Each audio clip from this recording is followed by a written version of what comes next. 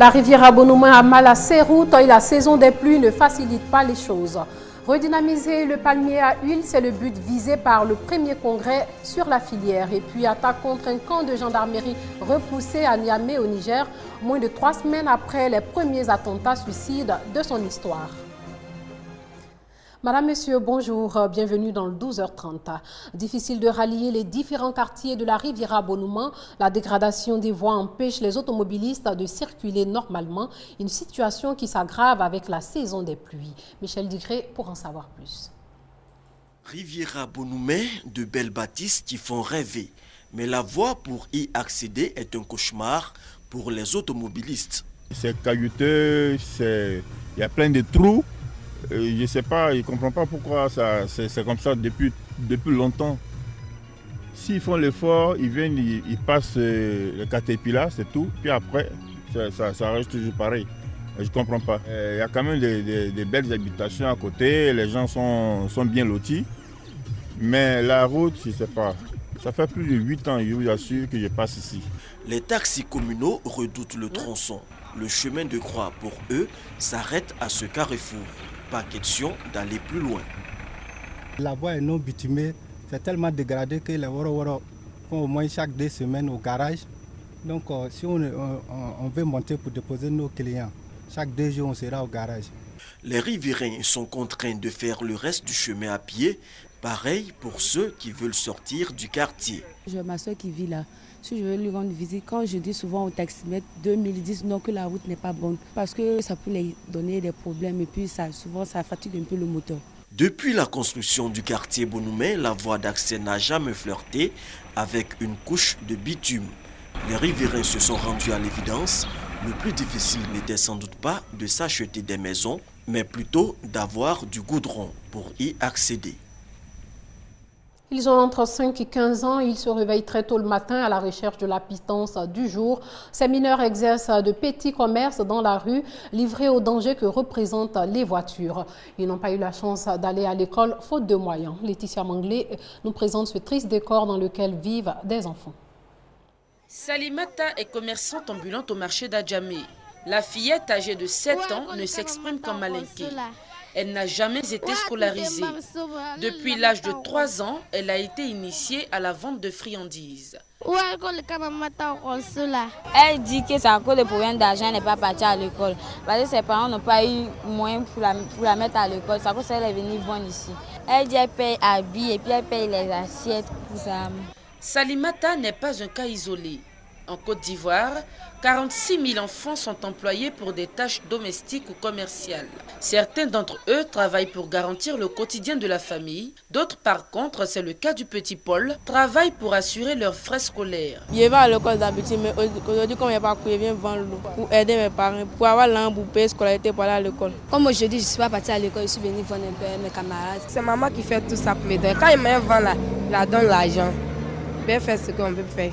Le 12 juin de chaque année, le monde entier lutte contre le travail des enfants. Et l'Afrique demeure le continent le plus touché par le phénomène, avec 80 millions d'enfants au travail. En Côte d'Ivoire, des efforts sont faits pour abolir le travail des enfants, notamment l'adoption d'une loi portant sur l'interdiction du travail des enfants.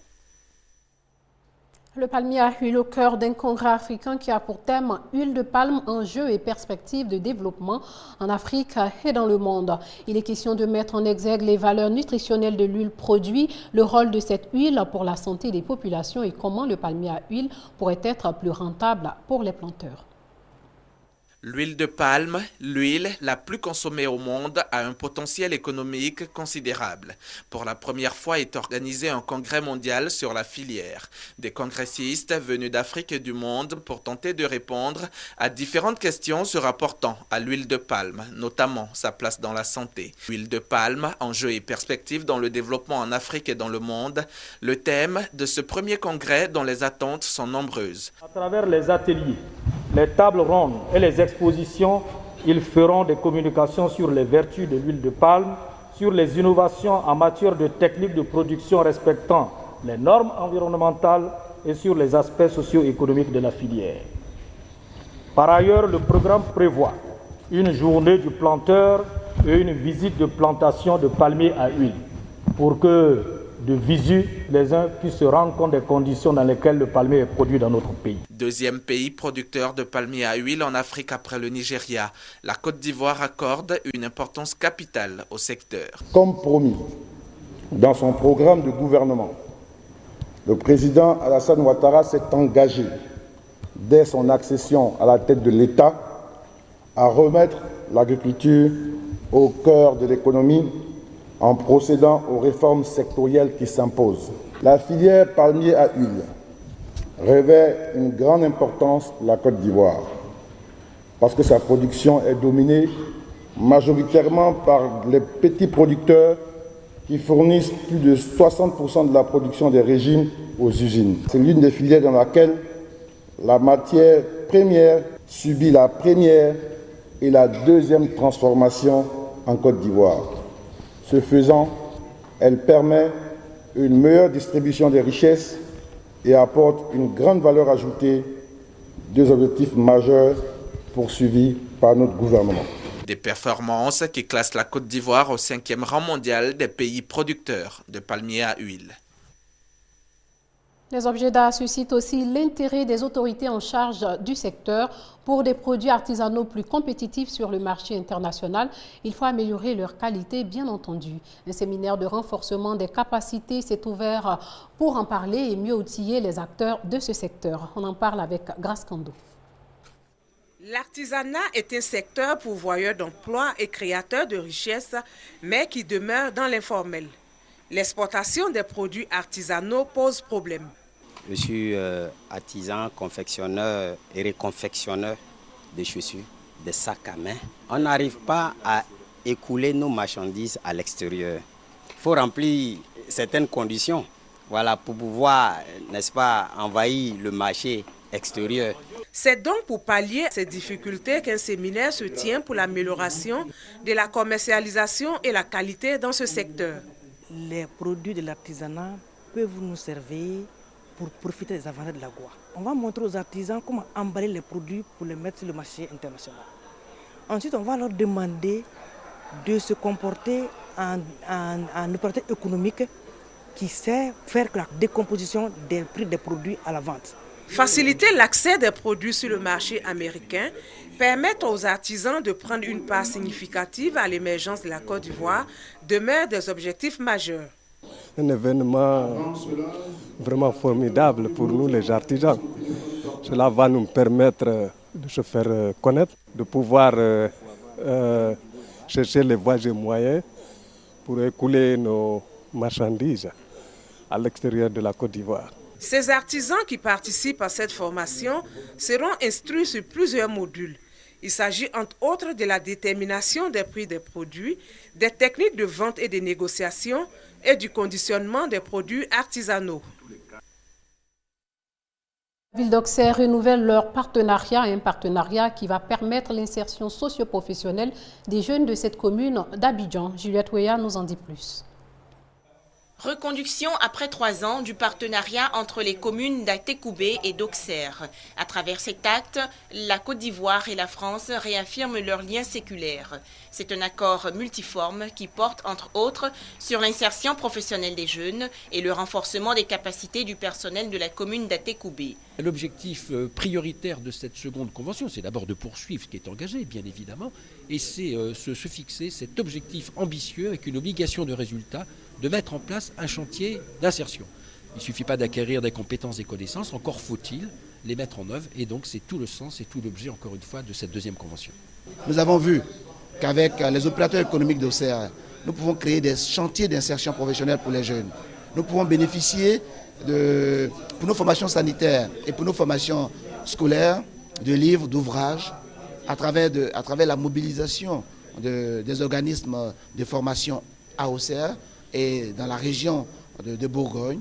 Et c'est à partir de là que nous avons formalisé ce partenariat Le renouvellement de ce partenariat va également prendre en compte 2 autres municipalités du district d'Abidjan, dont Plateau et Trècheville.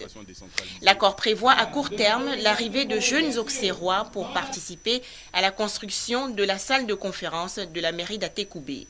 Dans les prochains jours, de jeunes footballeurs issus des centres de formation de la commune d'Atécoubé seront invités à suivre un stage dans le club de football d'Auxerre.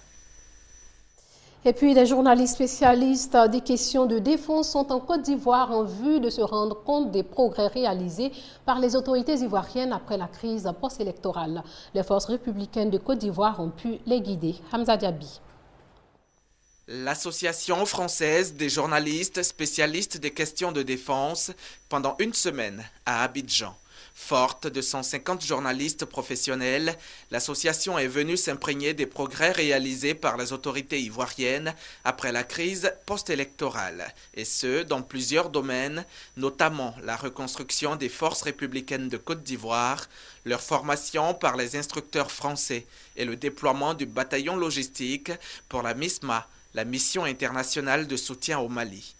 Les journalistes ont donc beaucoup échangé sur ces questions au cours de leurs différentes rencontres avec les autorités militaires et civiles ivoiriennes. Ce voyage en Côte d'Ivoire fait suite à ceux déjà effectués par l'association, entre autres en Allemagne, en Chine, en Colombie ou au Vietnam. Le séjour a pris fin ce lundi 10 juin 2013. De nouveaux troubles s'écoulent le Niger. Un camp de gendarmerie situé au nord de Niamey a été attaqué mardi. Cette nouvelle attaque ne fait qu'amplifier la peur et la psychose dans une ville où les rumeurs d'attaque du Moujao se sont multipliées ces derniers jours.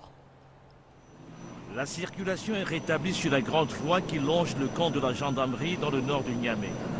À Goïrategui, le village voisin du site militaire attaqué mardi soir, la vie semble avoir repris son cours, mais les habitants sont encore sous le choc. On était devant ma porte, en face de la gendarmerie, on a entendu des coups de feu.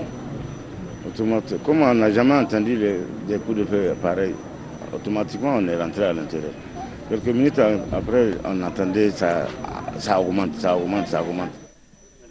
C'est un commando non identifié qui a mené l'attaque, repoussé par des gendarmes. Pas de morts ni de blessés, juste quelques dégâts matériels. Ce taxi a été endommagé par des tirs. L'attaque de mardi soir intervient 10 jours après l'évasion d'une vingtaine de détenus de la prison de Niamey. Une évasion facilitée d'après les autorités nigériennes par des terroristes. Le nouveau gouvernement d'union nationale centrafricain formé aujourd'hui est dominé par l'ancienne rébellion du Séléka. Ce gouvernement est composé de 34 membres.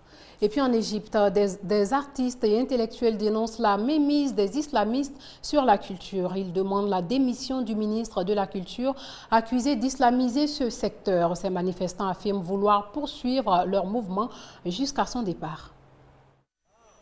Une élégante bâtisse dans les rues du Caire, prise d'assaut par des intellectuels et des artistes. Écrivains, musiciens, cinéastes, depuis 8 jours, ils se relaient devant le ministère de la Culture pour réclamer la démission du ministre Alaa Abdelaziz. Le mois dernier, la nomination de ce ministre, un ancien monteur proche des frères musulmans, inconnu des milieux artistiques, avait provoqué une levée de boucliers. La grogne s'est envenimée avec le limogeage de plusieurs hauts responsables des arts et de la culture sous prétexte de lutte anticorruption, parmi eux la directrice de l'Opéra du Caire. Dans les milieux artistiques, on dénonce l'emprise des frères musulmans sur la culture. À peine nommé, il a amené le calendrier des frères musulmans. Il a besoin de couper des têtes pour les remplacer par du sang neuf. Des nouveaux qui vont immédiatement appliquer le programme des frères musulmans et s'empresser de détruire la culture égyptienne.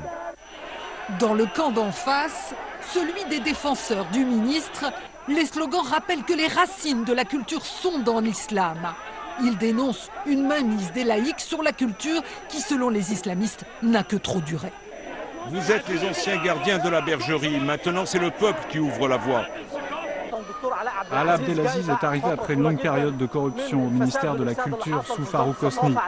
Du temps de Farouk Hosni, le peuple égyptien a été privé de sa culture. Il a détruit la vie culturelle des Égyptiens ordinaires. Fini la danse contemporaine. L'opéra est en grève, limoger les responsables des archives nationales, désormais à la merci des frères musulmans. Les milieux intellectuels dénoncent une frérisation insupportable et rappellent qu'islamisme et culture ne font pas bon ménage. Et sachez aussi que Mugabe a fixé les élections générales au Zimbabwe au 31 juillet prochain. Tsvangirai, dit ne pas accepter cette décision et exige l'adoption de réformes des médias et des forces de l'ordre inféodées au président avant la tenue du scrutin. Voilà, c'est la fin de ce journal. Merci de l'avoir suivi. À demain.